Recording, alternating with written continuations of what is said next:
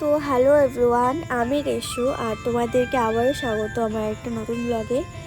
তো কিছুদিন ধরে আমার তো ভীষণ জ্বর, মানে শরীরটা একদম ভালো না।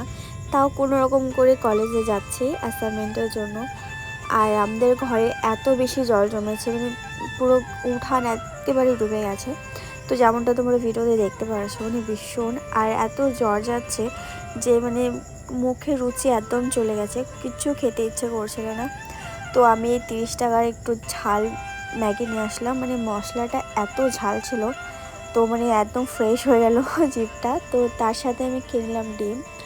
আর আমার মতো তোমরাও কি মানে ম্যাগির সাথে সেদ্ধ ডিম খাও? আমাকে কিন্তু অবশ্যই জানিও।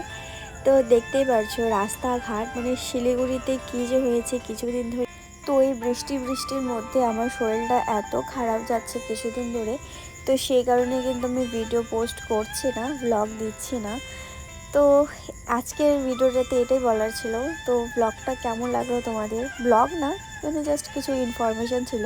তো ভিডিওটা তোমাদের কেমন লাগলো কমেন্টে কিন্তু অবশ্যই জানাও। তো শরীরটা এখন একটু ভালো হয়েছে, তো আমি এখন প্রতিদিন ব্লগ দেওয়ার চেষ্টা করব।